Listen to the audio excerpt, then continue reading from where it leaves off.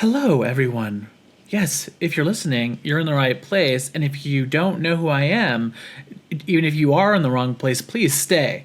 I'm not desperate, but I'm desperate. Uh, and you're awesome. See, everyone wants to stay if you compliment them, right? All right, hey everyone, welcome to another episode of Show Up with Cameron Gran. I'm your host, Cameron Gran, and obviously, if you're watching this in the video format, you're watching it on YouTube, on the Grand Central YouTube channel. Thank you, everyone who's watching it there. I really do appreciate it. If you are seeing this, you will notice behind me that things have kind of changed.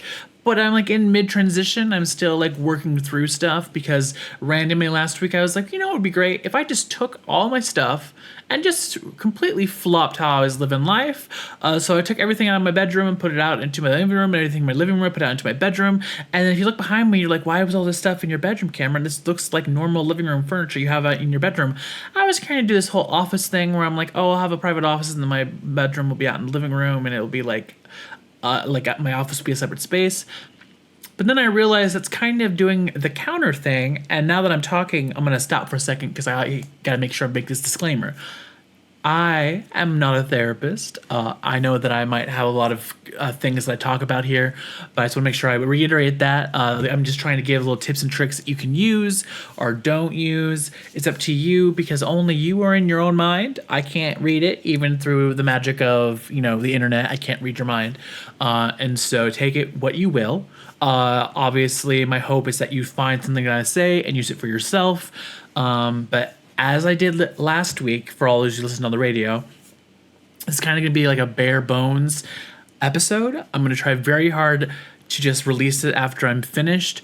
I'm doing that because I'm kind of doing a whole bunch of things at once, so I kind of really need to keep going. And then hopefully after the next week, you'll be able to see these bounce up in quality. That's my dream. Hopefully, my precious dream. Don't crush it. The only other thing I will say is I don't know why I'm on the chipper police today, so don't hold that against me because I really don't know why all of a sudden I'm really, really chipper. The other thing I'll say is I decided that because I'm about to do all these things, I wanted to do a throwback episode because last week, if you listened, I was going over things that was going on in my life, and then now I decided that instead of doing something like I normally do, I wanted to just rehash and rethink about old things that I've said on this channel. And that's purely because I know not everyone has listened to every episode, because I've explored mindfulness, meditation, just being in the moment. I've explored that. I've also gone over the Dear Man skill and the give that follows, followed by darn tootin'. I'm trying to remember because there's give, and then there's one more, and it's not free, but I think it starts with an F word. It's not forget, even though that's what I'm doing. But I'm hoping, if not, I'll stop at give, but I'm hoping that I'll remember what it is by the time we get to the final thing, because my hope is that when I pick this back up next time, that I'll be continuing on with DBT skills, and I will be exploring the next phase of DBT outside of interpersonal effectiveness. I've gone over that a lot, and that's only because I didn't realize how much there was to cover. Because every time I was like, oh, I'll go to the next stage, I found more and more sheets that just seemed like they had so many beautiful, tasty bits that we could just all dissect and hopefully take for ourselves. Again, those are my dreams for you guys, but only you guys tend to take what you want. I'm fine with you guys saying, nope, you can talk all you want, Cameron. Don't want anything you have to say. I've had that with people before. I'm like, oh, they can talk a lot, but I don't really care what they say. Some people just have that gift. And yes, because I said we want to do this unedited, you will get slightly, water breaks as I go on. Something that I wanted to start off with was just mindfulness, because mindfulness is really just about putting you back in your body. And a lot of times when we are so used to a certain behavior, or we're in an environment that we get conditioned to believe that this is how life is, we don't really have a sense of what our body does anymore. We're so desensitized. And for me, what I realized with two different things, because one, when I was in my depressive state, I wasn't really aware of who Camron was. And when I started to explore what mindfulness by itself was, I was able to slowly catch thoughts as they came, and then trace those thoughts back to the root of where they were coming from, and found like, oh, these things aren't even coming from me, Cameron, like my personal self. They're coming from something outside of myself, like whether that's my environment or just a conditional thinking that happens. Because again, if you're treated terribly and you hear the same thing from so many people, or if that horrible thing was just so bad it just rings in your head nonstop, a lot of times we want to shut down. We don't want to let others to like dictate who we are. But sometimes it's just a little bit easier to just let everything take our joy. And that's something that when I finally embraced what mindfulness teaches, I was able to get my joy back. Because something that I realized with people who, especially if they're depressed, is when I was in my deepest stage of depression, I thought joy was something that I had to attain. And because I thought I had to achieve it or I had to grasp at it, it left me in a place where I wasn't able to be present and let opportunities of joy happen. Because the same thing, like we all go through like these moments in life, and sometimes we have really good days, sometimes really bad. And if we only ever focus on like, oh, if only today could have been like the other day that was really good, well, you're not really living in the moment. And so there might be little tiny moments that may not be good as this other huge day, but could be just as sweet and fulfilling if you just take a second to just be like, oh, let's be here. Let's see what's going on. And even though the pattern might stay the same, even though I think I'm following the same wavelength, it's not the same wavelength because every day is different. It's really the way that we go about viewing it that has to change.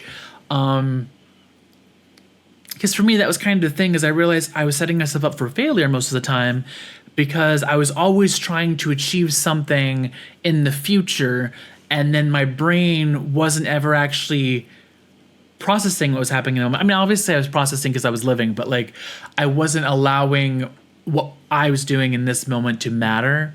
I was only allowing future moments to matter. And that's difficult to realize because you think you're doing everything you can to make yourself happy, to make other people happy. And then eventually, especially if you're somebody who loves making other people happy, sometimes it's very hard to track when that breaches over into only making them happy because you're not aware of yourself because you are a selfless person. But I think that there is still a selfishness and selflessness if you're not making sure you keep track of your own, water. I say water because it's very easy. If you're pouring water into a jug, eventually you'll get to a point where you're just to the point of overfilling it, and like water has retention, so like you're like, oh, I can keep going, and it's like the water is like almost looks like it's about to overflow, but it's still dropping. It's not really quite overflowing yet. And like I feel like a lot of people, especially when they're so used to a certain thing in their environment, they live in that water resistant moment where like nothing is falling out, but it looks like it could at any second. And then that's when either huge things or more small things just add up until you do find yourself acting out in ways that you're not really understanding because they're not really a result of the current moment. They're a result of things that have nothing to do with today. Nothing to do with today. Nothing to do today. Acting exercise. Sorry. Again, my energy today is off the charts. Don't know why. Water break. The one thing I will say with that is trying to embrace, I'm not gonna say not being okay, it's trying to embrace like the different levels of life. Because a lot of times we're so obsessed with being happy, we forget that humans have a range of emotion, and that's kind of what we were put on this earth to do. And so when we try to like push down or bottle up emotions, usually that's when those things can make that surface tension boil over and just like completely wash out like your entire day or your entire like assignment or work that you were trying to fulfill. And that's kind of what mindfulness taught me, is just the ability to be okay where I am in this present moment. I had to really be okay with being scared to move past it, especially because part of mindfulness is also rational acceptance. And this is one of the key things. It's not specifically in mindfulness, it's just overall of mental health. Rational acceptance will save you from yourself the most, is because when you're diving into your own thoughts, you're trying to dissect what are your values, but at the same time, you're trying to erase values put on you by other people that you may not share. And if you don't share in those same values, that's not an issue for me. My issue has always been if I have these certain values and then I'm around somebody else and they have different values than me, my only problem is like, well, you're choosing to be here, or we're forced to be in this scenario together. Can we exist in a way that makes us both comfortable? And if we don't think that's possible for us, can we just not exist together? And I don't mean that in a negative way. I'm not trying to push people aside. It's kind of like, oh, well, you guys are doing things that I'm not comfortable with, and I'm not telling you that you can't make that choice. I'm not telling you that you guys can't do those things. I'm not telling you that you can't use, like, this is a terrible example, but there are toxic people out there. We all know them. We all know. And so I'm just saying that sometimes people are like trying to manipulate you and like, hey, listen, other people in your life might be okay with you emotionally manipulating, them. See, I'm not going to edit this out so you can hear how much I'm messing it up naturally. But emotional manipulation is a trigger for me. And the only way I can stop myself from going down a spiraling death trap into Neverland, well, actually, it would be Alice's like rabbit hole where like it's just depression and weirdness. I have to like now catch things where people are like trying to challenge my boundary because they don't think it's as valuable as theirs. And this is what I always say. You need to know who you are so that when people are actually pushing your boundary to a point where you cannot cross with them, you say, no, if you want me to help, if you want me to be here, this needs to be the stop of it. Otherwise, I can leave. That's the thing I learned from somebody, and that is called sunken cost. Sunken cost, it can be a scary thing to realize, especially when you are so used to letting people walk all over you, because it's easier, especially in my scenario, for other people to make you miserable than to let them know how bad the situation is. Because my hurt is better than them feeling any of the hurt I'm feeling. I don't know why I have that in me. I'm trying to unlearn it because it doesn't make sense, because if two people are together, especially if they're friends or family or people that you want or work even, if we're supposed to be in this environment, then we should both be trying to inhabit that place together in a good, positive way. I mean, obviously bad things happen, but that should be as a result of people outside of you, not as a result of people on the same side. Because like, it's hard to try to figure out why people just insist on making you the scapegoat for them. Like, oh, I want to be happy, and I'm so happy to be around Camron.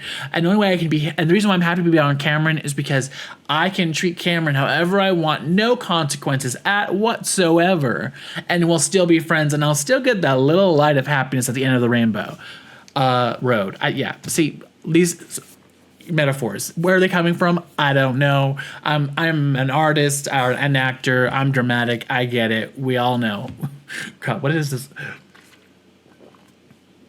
Sorry, I don't know what this state I am in is. It's very interesting to me, and I could freak out about it, but rational acceptance, it's what my body wants to do right now, so I'm just gonna let it be and let it go. Yeah, kind of. Which then leads into boundaries.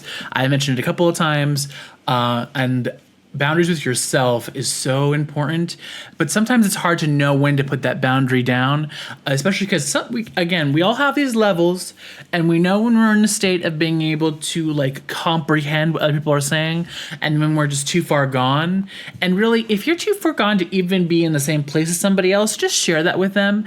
But if it's like an argument, not some minor thing, then you should be like, hey, we should talk about this.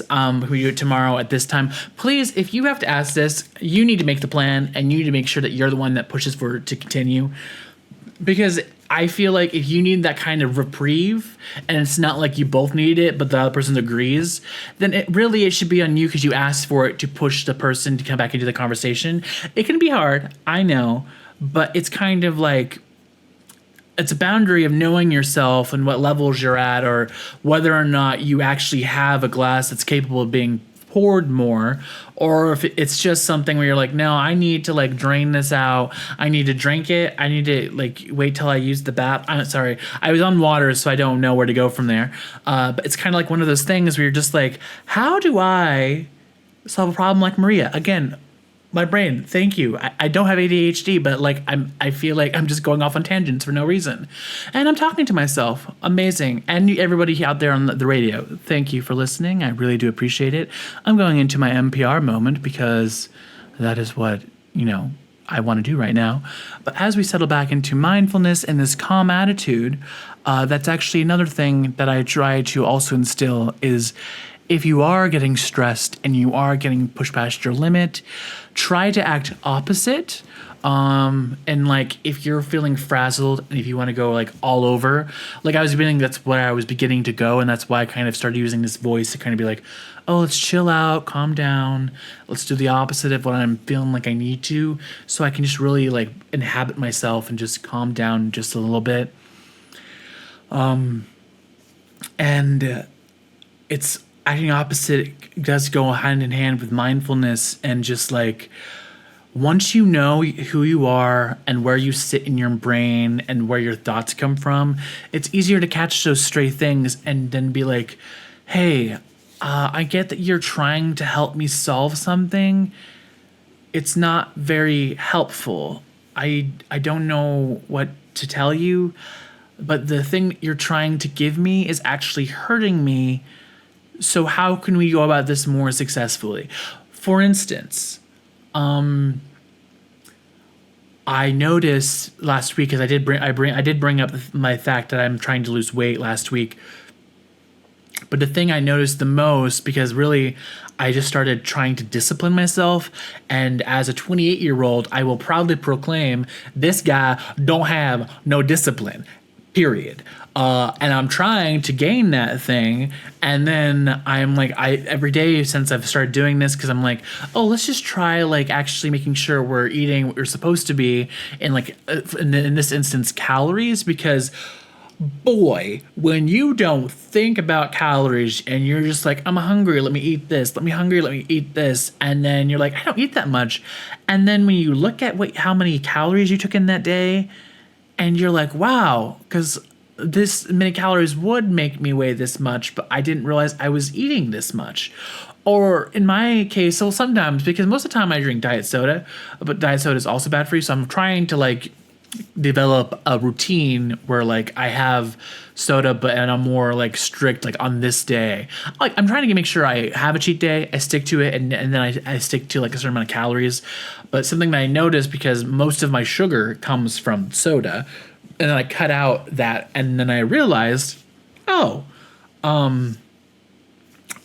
when I don't have sugar, my brain thinks that it's hungry. And I realized that because I had just started being like, okay, let's eat this amount. This is how much we need. This is how much I've researched that it's good for me. And then I was eating more than that. And I was like, okay, this is day one. What the heck is happening? Because day one should not be this crazy cuckoo. But I had cut out soda at the same time, and my body had replaced that with candy. And my friends will tell you, I'm not a candy person. I don't like candy. I don't like chocolate. Most chocolate that I eat, if I eat it, I will only touch if it tastes more like the wafer inside, or I don't like peanut butter that much either, but like white chocolate, Reese's are good. But like it's kind of like, oh, I don't like these things. These are things I rarely eat, and all of a sudden like I'm nibbling on them like I'm a gerbil, spinning on his wheel trying to get that next like bout of like water one. It's like, what is going on? I have never been this hungry in my life, ever. And then I was like, well, really, I know I've tracked it. I've eaten a lot. Why am I starving? And it was because my brain was replacing okay, let's just be clear. You can't trust your brain. Why I say this is because your brain gets like conditioned to be a certain way. And it's and that's a fault of being part of the body. And it's like, oh, once you, if you, this is a hard thing for me to explain because I'm not a scientist, but it's like my mind that thinks will know I'm doing the wrong thing. And then when I'm doing the right thing and choosing those things, my body will rebel against my mind and like scream, beg me to do the other thing. And then I'm like, okay, I'll give into that. And that's usually what I've done because I've always been taught to eat until you're full. And then I've always done that. And then I'm like, well, no wonder I'm eating so much because if I always eat until I'm full, then I'm never like giving my body time to adjust or because like it's a luxury. I get it. We don't have to like dissect why you shouldn't eat till you're full because like there are occasions where that's good, but usually that's not always the case. It should be like how many calories do you need to eat in a day, and then like if you really need something, you have it because obviously we have like everyone has like different like cholesterol and like sugar levels and stuff like that. But it's up to us to know those levels for our own bodies. But it's kind of those like one of those things where like unless you're tracking it, unless you're really aware of it, it's not something that you really grasp. And for me, what I realized is that, oh, my body has never felt like this kind of discomfort before. And that's because food was a tool used against me growing up. And so me getting full was me trying to like basically hibernate till my next meal. And what like today when I started like looking into this and I realized, oh, I always thought that I didn't eat that much because I always drank a lot of soda. And soda made me feel full. And then when I took that out, I'm like, oh, well, I don't eat that much, but that's because I was replacing that with a whole bunch of sugar. But those sugars aren't really designed to help fuel your body. So really, I've been in this deficit of what I need to be taking in. And unless I can fix that and like grow upon it, it's not going to get better. These are all things in my own brain that I came to those conclusions. But that's to show the journey of like, oh, why am I doing this? What does this mean? And then not using judgment as a way of finding a path forward. Because that judgment will get you and it'll make you miserable. It'll make you question everything you've ever done. And you can probably roll up into a ball and do nothing for the rest of your life if you really want to give into that feeling. I highly advise you don't. But I'm not going to judge you for that if you do, because I've been there thrice. And if I hadn't had something in me telling me it's okay to feel these things, just let yourself feel them. Don't feel like it's too much, because when you feel like it's too much and it feels like there's no way to like deflate the balloon in your brain that's kind of poking at you, it can be really scary. And that's where I found DBT, and that's where I realized all these tools that if other people had them could really like influence them and make their lives so much better. And I always hoped that continuing on this path and continuing these episodes in this channel would really have an effect on me, because I have always struggled with discipline, but I've also struggled with what success looks like for myself when there isn't somebody else pushing me to achieve. And that's something that's very hard as an adult outside of college, even though I'm in college, but like not in the same way. It's like when you don't have strict guidelines or people telling you that you need to do this, otherwise you're going to get in trouble or like things are going to go wrong. Like that's why I'm trying to become more aware of my brain and the way that it functions, is because by the time my brain catches up to the fact that I've made all these terrible choices, I'm already 5 bad things down the line. And by the time I get that down to 0, 5 more things have gone wrong. And that's because my brain and my body and my mind are not in sync. And the reason why I'm separating brain from mind is because your brain is the thing that signals your body that's hungry, that you're thirsty, that it needs something. And then your mind is kind of the way that you process. That's why I'm separating those things. And for me, when I got down to the root cause of what my issues were, I realized I was somebody who was putting myself last and allowing my personal cup to flow over. and for others to, I guess, be happy by forsaking my own happiness. And I've done that for a long time, and I thought that I was terrible at it, and then I realized people hate the term gaslighting, but when you come out of it and then you're like, why do I believe all these things? And it's because as a child, reality would happen, and then I would be gaslit into believing that that wasn't what was occurring. And it can be scary to try to find yourself, to know, hey, I don't agree with the thought I'm having, but I'm thinking it. Does that make it true? Are all thoughts we think really us? And I don't buy into that at all.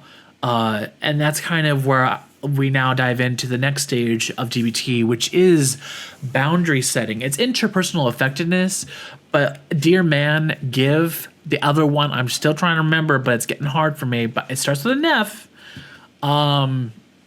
Take? No, it's not right. It's not give and take, but that would be easy, wouldn't it? Because that's a saying. It's give and take. But the next stage is Dear Man. And if you've listened to this, however you listen to this podcast, on YouTube or other places, you've known I've talked about Dear Man a lot. And I bring it up because, to me, aside from shame versus guilt, it is one of the stages of DBT that I think helped save my life.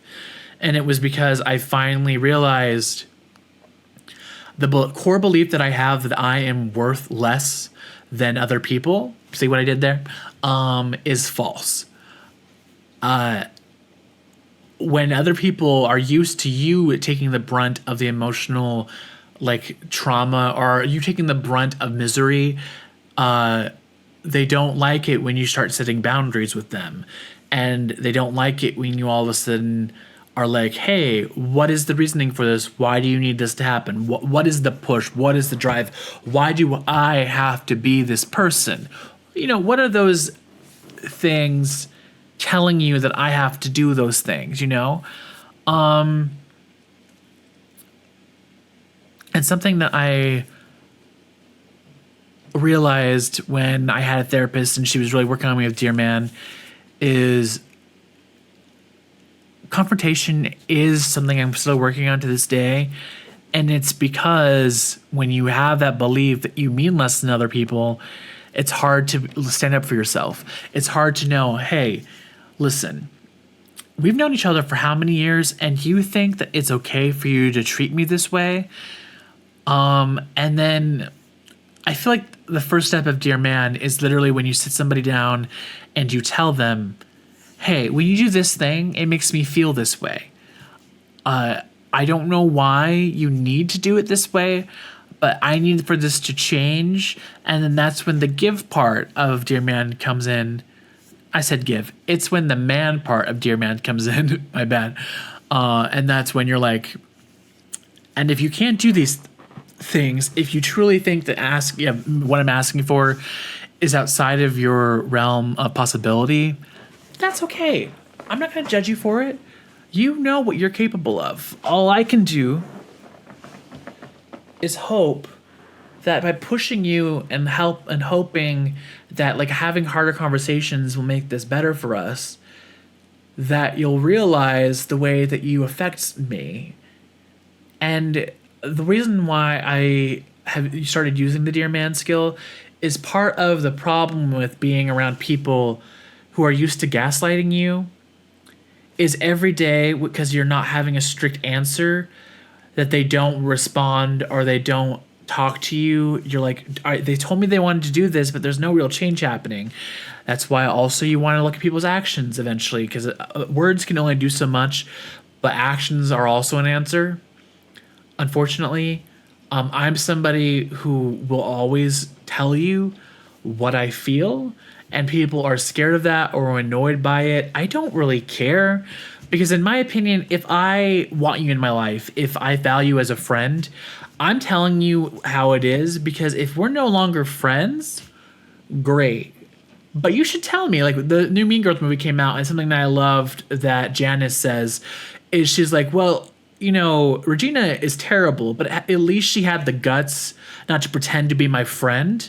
And that's kind of a hard lesson to learn. Obviously, this set can relate to like family members and friends.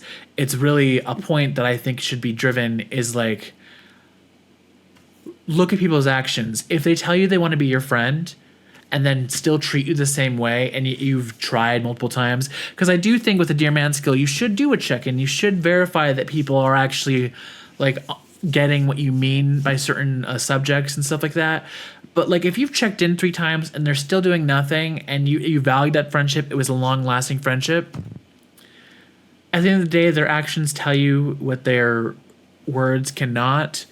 And it can be sad to realize that.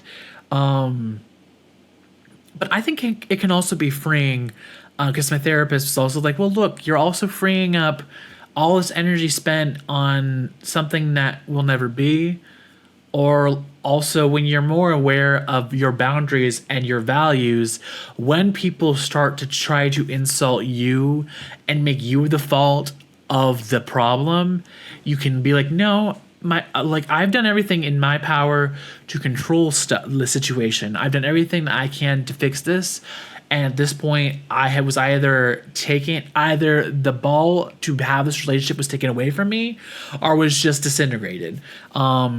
And I can't fix something that is no longer being tossed.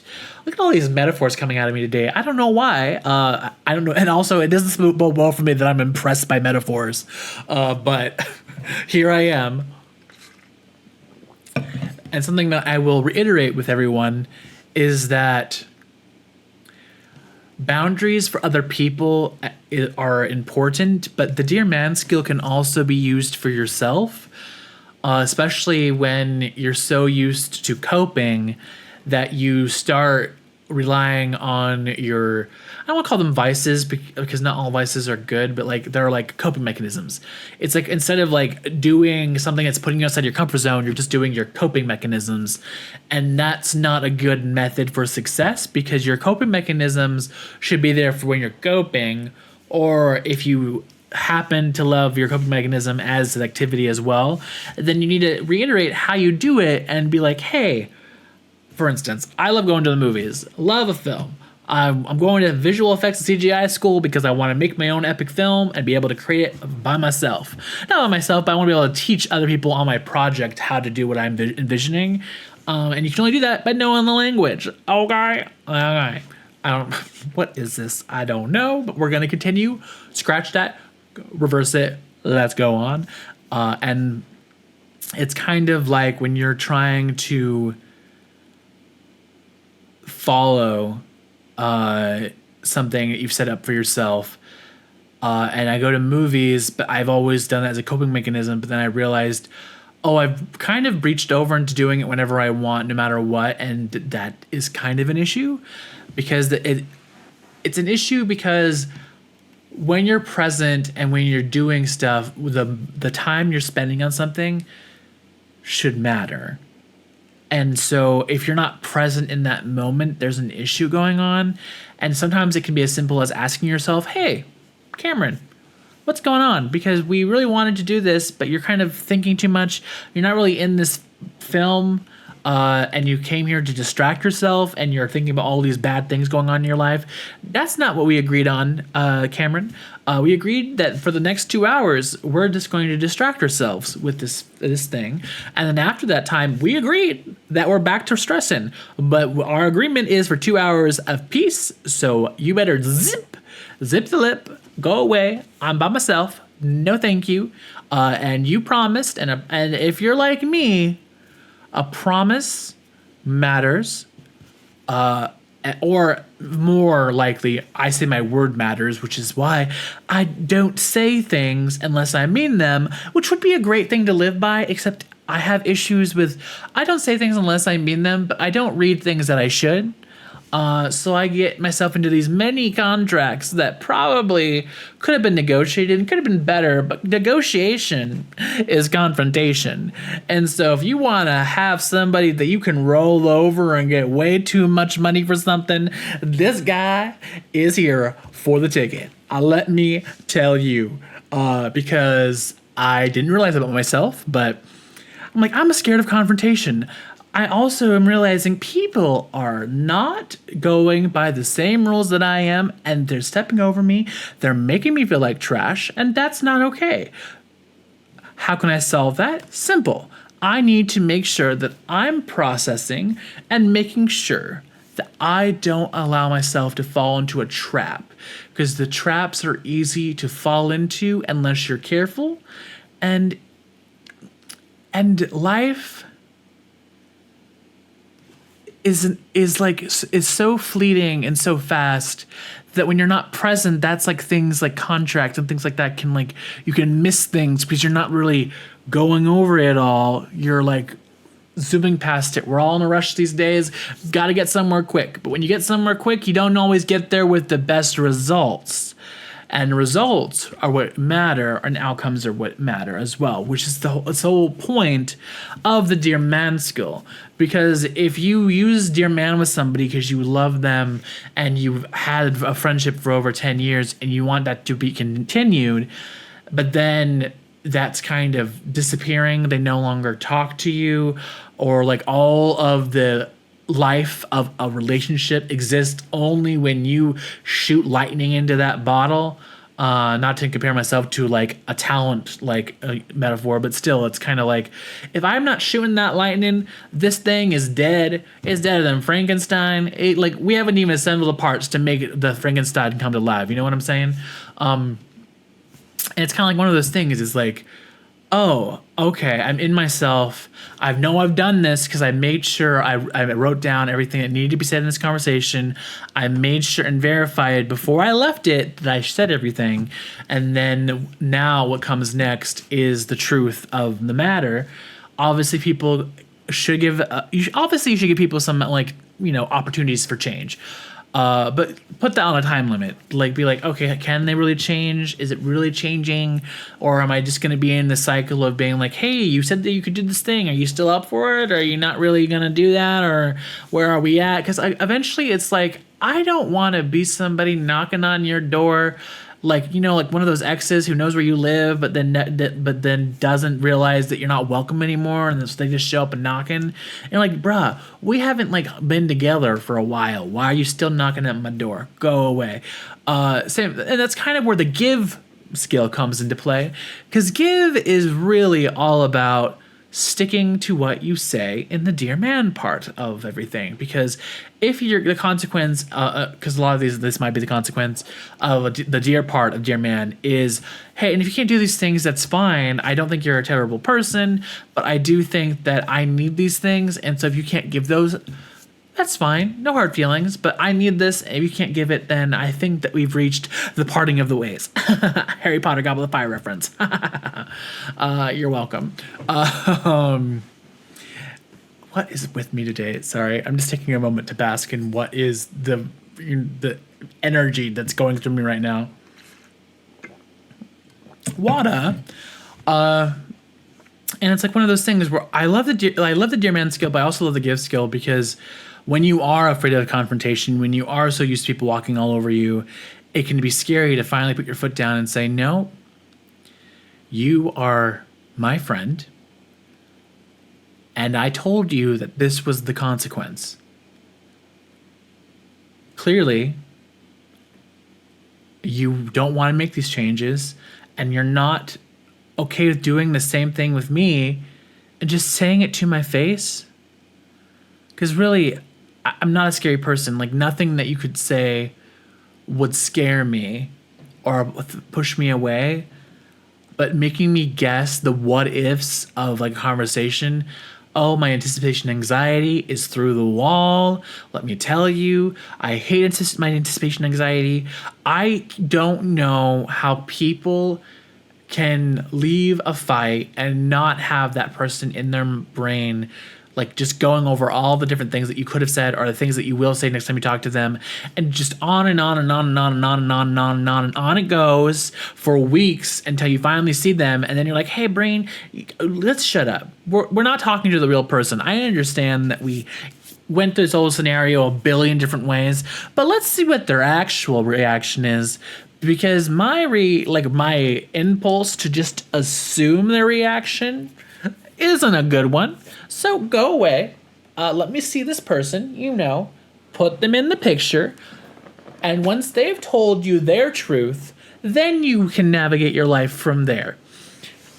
And this is how I have navigated myself with my brain. And this is why I know I've progressed. Because I know I've followed all these steps. I've been like, okay, no more thinking. We'll ask them this question and they will tell me what they really think. And then they do, and then oh, that's what I think, then we should be really close friends still. And then they don't do the same thing. And I'm like, why, if somebody says, just tell me the truth, just tell me what's inside that little heart of yours, or, big heart of yours, I don't know. If you decide what size heart you have. But the whole point is, if you're feeling those things, try to remember not to, I guess, become smaller. And that's always been my issue, is when I finally am I have to leave and I've done everything in my ability to make it work, but it just isn't working. And I've tried and tried and tried and never seems to be enough. And it's really hard when you have those realizations, which is why I say there is strength in knowing yourself. And there's also beauty in realizing, even when you have a sad moment of your life, you have the strength to face it. I find that beautiful, because life can be so hard, and the instinct to run away from it or to withdraw can be so strong that we lose control of who we are. And that's something that I'm fighting not to do anymore. Because I matter, and all these lessons of DBT is to show you that in reality, the issue that happened was, as we're going out and we're dealing with the world, we forget to be in our minds, so that when people say, oh, don't forget to fill your cup first.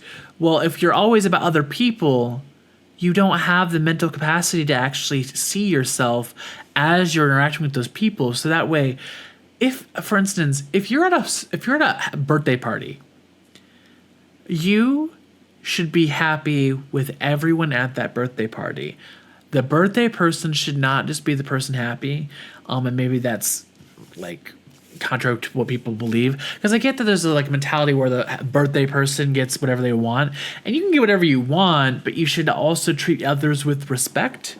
And again, just know each other and try to be compassionate and listen and be oh, I didn't think that because of this way of thinking that this would be the result. And when that finally became clear to me, I'm okay, well, this is something that I need to work on. Because for me, I'm working on something else that has to do with finances. Let's be clear. American schools do not teach you finances. We get thrown into the world, and then they're gotta pay taxes. Taxes? What's that? I thought that was a dollar bill bag on Family Guy. You have to pay taxes now? And then they're oh, but if you have your own business, or you work for yourself as an independent contractor, make sure you know what ratio you gotta save, because otherwise you're gonna owe so much money at the end of the year. And then you're it's the end of the year. Why didn't you tell me this when I got this job? Okay, why are you telling me this now when it's about to be April 15th and everything's about to go crazy because I can't pay $5,000 on these taxes because nobody taught me these finances? I'm not talking about taxes, but I have an issue that's similar to this, that I'm frustrated because I've talked to everybody involved, and then they're oh, I don't know how to fix that. And I'm really? Because you got me into this mess and you don't know how to fix the stupid situation you got me into? Gosh.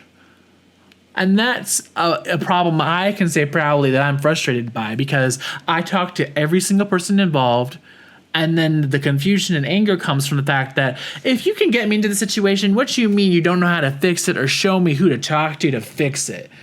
It's your situation. I wouldn't be in this without you, And that's kind of why I have to look into reading, contracts better, and I don't know, learning finances, because nobody who's ever told me they're going to teach me finances has actually done it. Bitter? How? What gave you that idea? My little joke for myself. I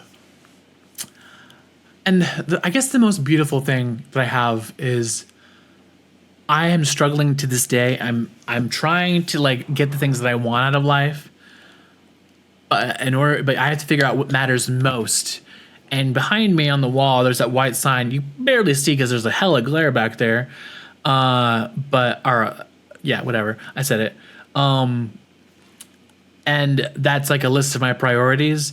And even though I'm mentally aware of them, I'm trying to get my body and my my brain on the same wavelength. I don't know why I think the brain and mind are different. I don't know.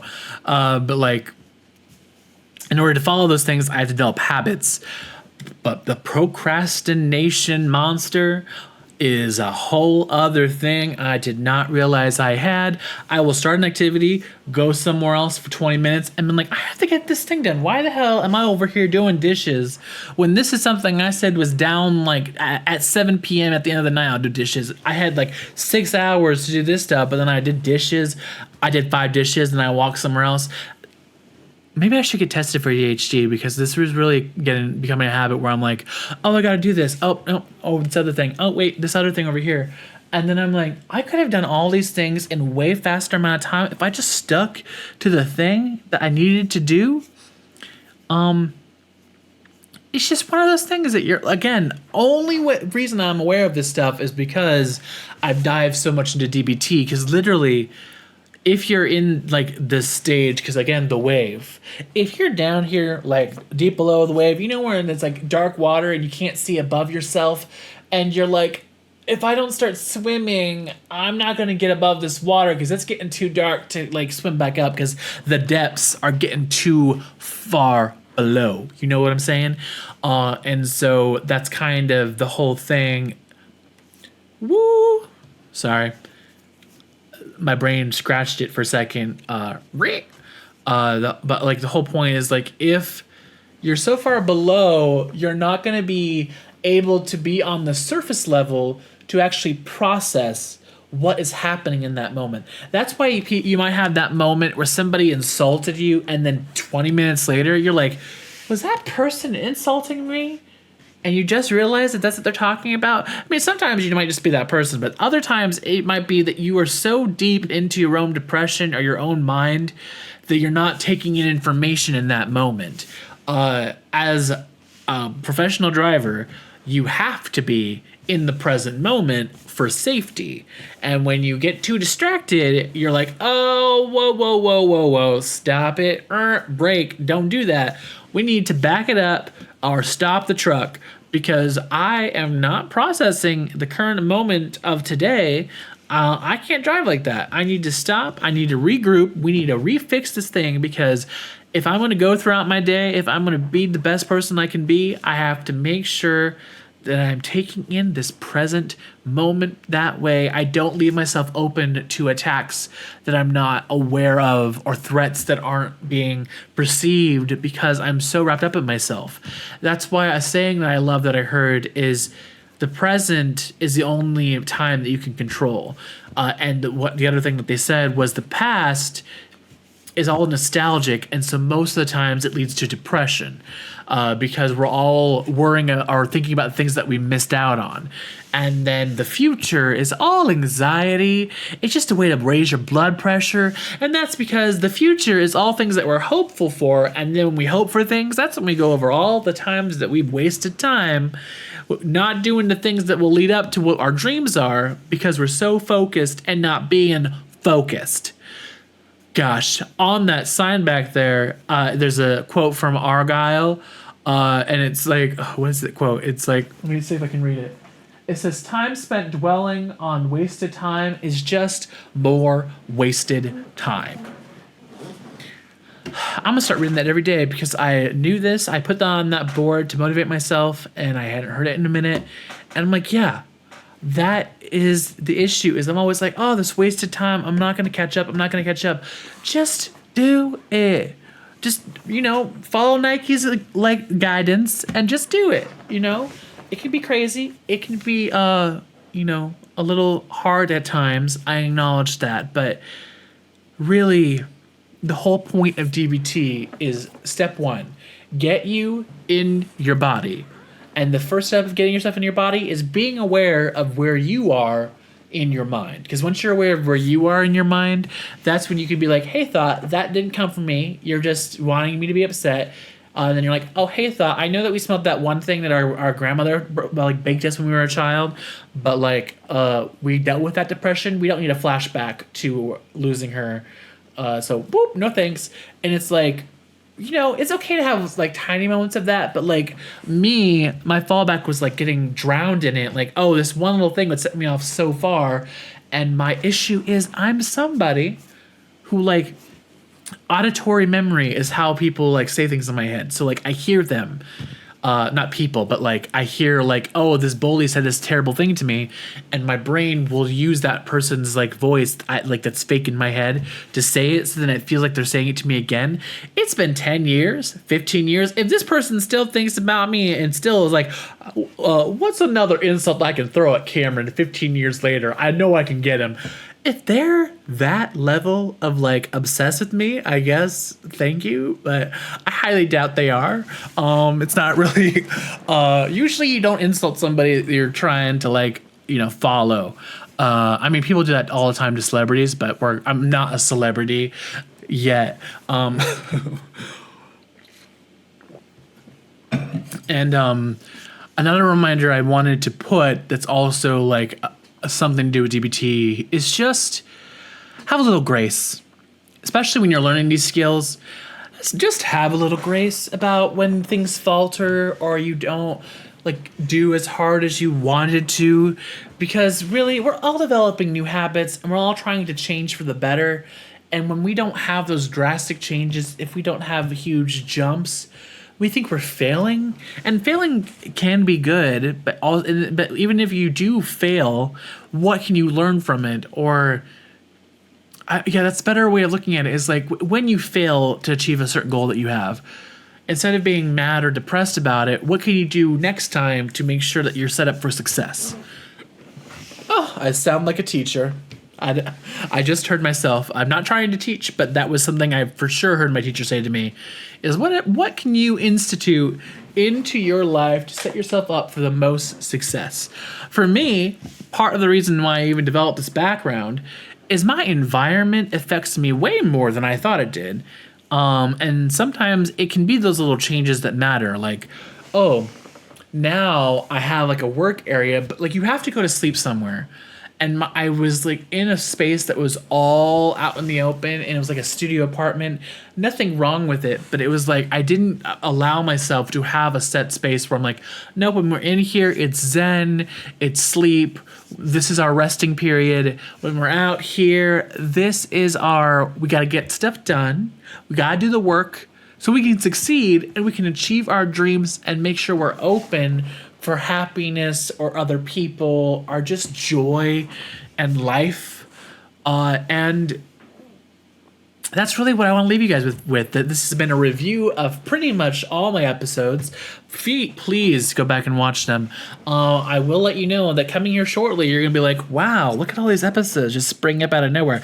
Not out of nowhere. I just realized I have done a bad no thing where I will release things on the radio and then not release them on YouTube. And I don't want to do that anymore. So I'm going to play catch up and just release all those things while releasing new episodes. And I'm okay with that. Why? Because that's a temporary thing that will improve over time, but it's necessary for me to feel I'm holding to my desire to do this channel. There are other things that I want to do on this channel, but this is something that I want to make sure is rigid and not going to say what I almost said, but it's a firm thing that I will be doing for this channel to make sure it's successful. With that, I think I am done. Bye. I'm just kidding. I'll give you an outro. Speaking of outros, wherever you guys are listening to this, whether it's a podcast on YouTube, I don't know if you downloaded it, please don't. I don't know. Whatever floats your boat. Thank you for listening to it. And if you are listening to somewhere that you can leave a review, I know Apple Podcast you can. Those reviews help me spread to more people. If you are watching this on YouTube, you can give it a little like thumbs up, a little like, a subscribe. It doesn't hurt you. It just makes my life a little easier, a little better. Might even bring you a little joy. And I appreciate it so much. What is going on with me today?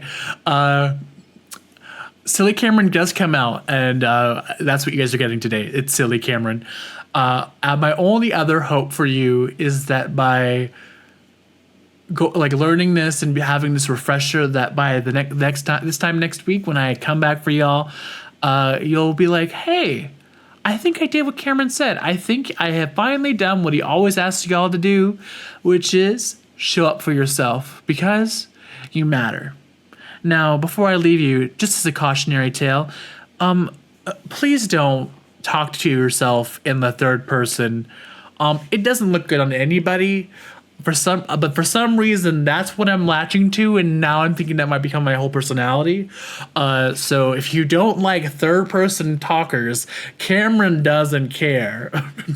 He does care. That's a lie. But I don't know what happened, you guys. I really don't. I'm digging it. I might use this energy more in the future. I just don't know where it came from, because I was fully prepared to be serious and talk about this, but I'm like, you know what? We always are talking serious on this channel. Why don't we just talk about these things? Because life is hard and it sucks. And I love finding the humor and the joy and all the negative stuff, because then it can get a little lighter. You can breathe a little bit. It can be like a breath of fresh air. And for that breath of fresh air, get out, show up for yourself, come back here if you want, or don't. Either way, I appreciate your business. I don't know why I said that. I'll see you guys next time. Goodbye before something else happens. Bye.